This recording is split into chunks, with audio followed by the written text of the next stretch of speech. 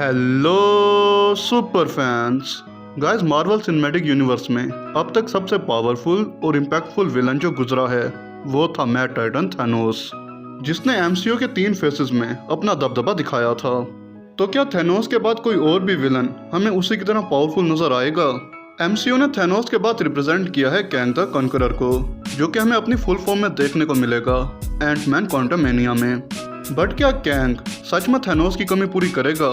क्या वो सच में थैनोस के बराबर या उससे ज्यादा पावरफुल विलन है?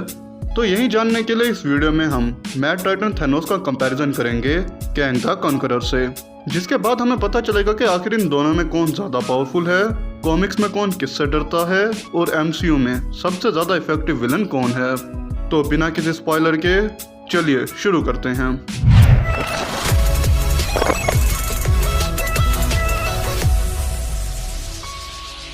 तो गाइस, सबसे पहले बात करते हैं कैंग द कॉन्करर की पावर्स की। वैसे तो कैंग 31st सेंचुरी का साइंटिस्ट है, जिसके पास ना तो सुपरमैन स्ट्रेंथ है, ना एजिलिटी, ना रिफ्लेक्सेस और ना ही कोई और पावर।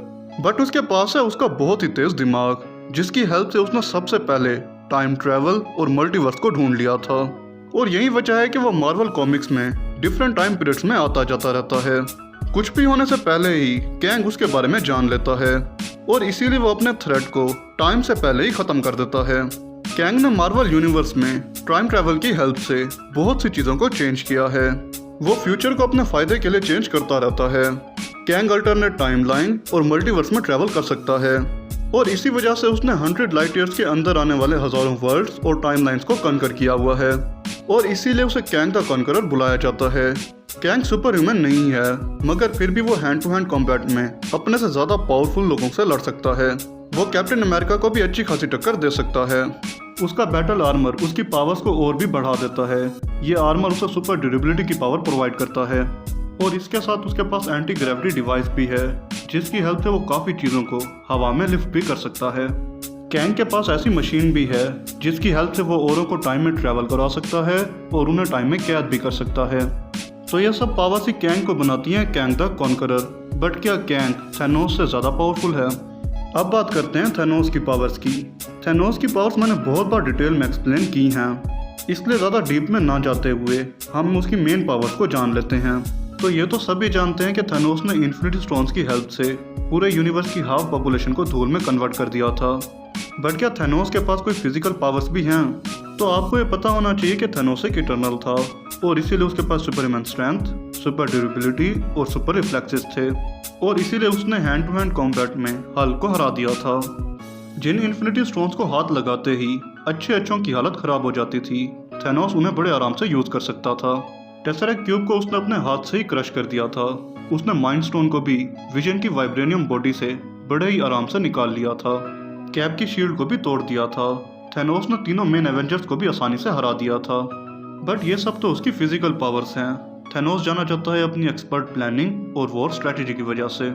उसने अपने रिसोर्सेस, अपनी आर्मी और साइंटिफिक एबिलिटीज को यूज करते हुए आखिरकार अपने मिशन को पूरा किया था। तो अब आखिर में इन दोनों में कौन ज्यादा पावरफुल है? अगर हम कॉमिक बुक्स की बात करें तो कॉमिक्स में ये एक दूसरे के आमने सामने भी आ चुके हैं। कॉमिक बुक में कैंग ने थैनोस के कई सारे वेरिएंट्स को खत्म किया है, बट फिर भी ये एक फैक्ट है कि कैंग थैनोस से डरता है, क्योंकि उसे पता है कि अगर थैनोस के पास इन्फिनिटी गाउंटलेट हो तो वो क्या क्या कर सकता है और इसीलिए कैंग हमेशा ही थैनोस को इग्नोर करता है। अगर हम फिजिकल पावर्स की बात करें तो इसमें तो थैनोस क्लियर विनर है। थैनोस के पास उसका दिमाग, डिटर्मिनेशन और आर्मी को लीड करने वाली एबिलिटीज हैं, जिनकी मदद से थैनोस एक बहुत ही पावरफुल और डेंजरस एनिमी बन जाता है। बट दूसरी तरफ है कैंग, जो कि एक टाइम ट्रैवलर और सुपर लेवल जीनियस है। कैंग हर एक चीज पे नजर रखता है और अपने एनिमी को टाइम से पहले ही खत्म कर देता है।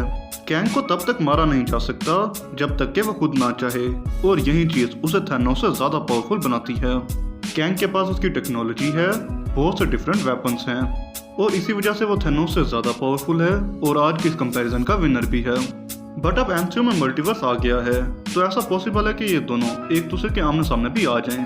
तो आप कमेंट में बताएं कि अगर इन दोनों की फाइट हो तो वो फाइट कौन विन करेगा। तो बस इस वीडियो में इतना ही। मुझसे अगर कोई डिटेल रह गई तो कमेंट में ज़रूर बताएं। वीडियो अगर पसंद आई तो वीडियो को लाइक, शेयर और चैनल को सब्सक्राइब करना मत भूलना। मिलते हैं नेक्स्ट वीडियो में।